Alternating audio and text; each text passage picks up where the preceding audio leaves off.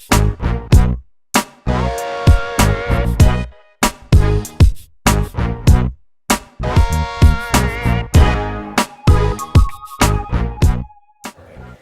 SpunOut, my name is Greg Walsh. I'm a yoga instructor with Samadhi Yoga Studio. I'm here to talk to you about yoga today.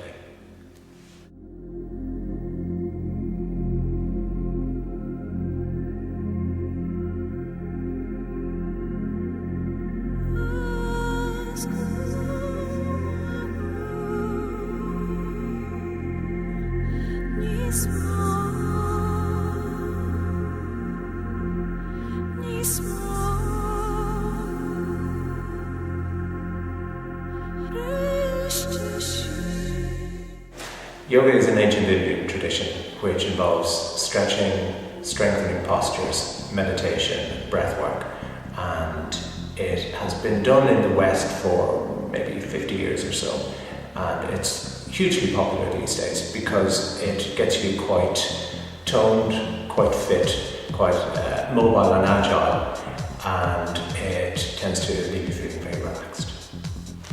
I was travelling around Nepal about 12 years ago, and I was sort of kind of bullied into doing yoga. Personally I thought yoga was something that I didn't think it was for a young fit lad like myself. I thought it was something for girls basically, and when I started doing it I found it so much more challenging and so much more effective than I expected. I had an idea that yoga was going to be just lying down relaxing, and in actual fact it's much more physical than I expected, and I remember after doing it for a couple of days I was aching all over, and I really thought, wow, there's something to this, this can actually make a difference with me. And then that's on a physical level. I found over time I started to get more calm, relaxed and more centered in myself, and so that's really what got me hooked on yoga, I think, that sense of groundedness and centeredness.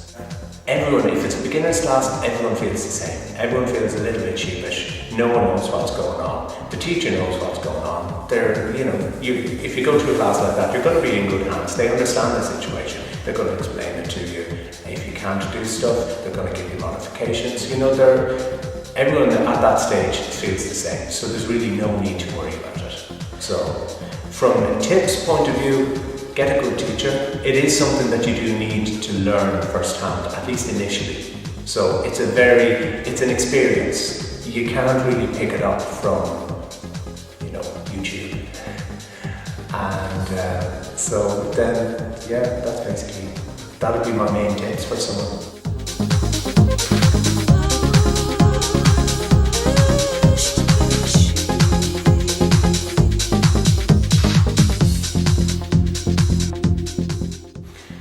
One of the most important things I would teach, or I would explain to people, is yoga is not a sport. It's not goal orientated. Obviously you would like to get fitter, more toned, whatever it is you're coming to yoga for, but you don't try to compare yourself with anyone else or try to overexert yourself, because yoga is quite intense, as I was saying. There's a lot of very strong stretching going on. You don't want to push yourself beyond your limit. So I would say the first thing is, once you start doing yoga, don't look at anyone else. Just be in your own body. That's one of the great things with yoga. It really brings you, it grounds you into your own body. It takes you out of your, the little stories in your head, and brings you, centers you down into your body and into actually being alive.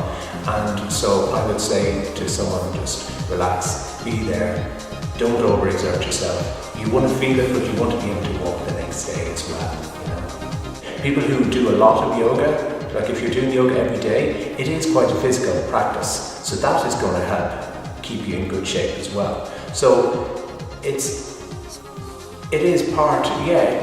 can be part of yoga. Having said that, if someone is feeling a little bit heavy in themselves or whatever, there's no reason that they shouldn't come to yoga. Yoga you'll often get people coming to yoga for example, weight loss. And yoga will be one of the things that will help you on the way with that sort of thing. So you don't have to be some super leggy person when you start yoga.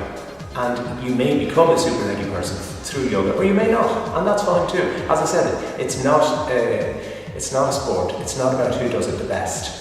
I think the key thing when you're doing yoga is that you do it to your own level and you'll get your own benefits out of it.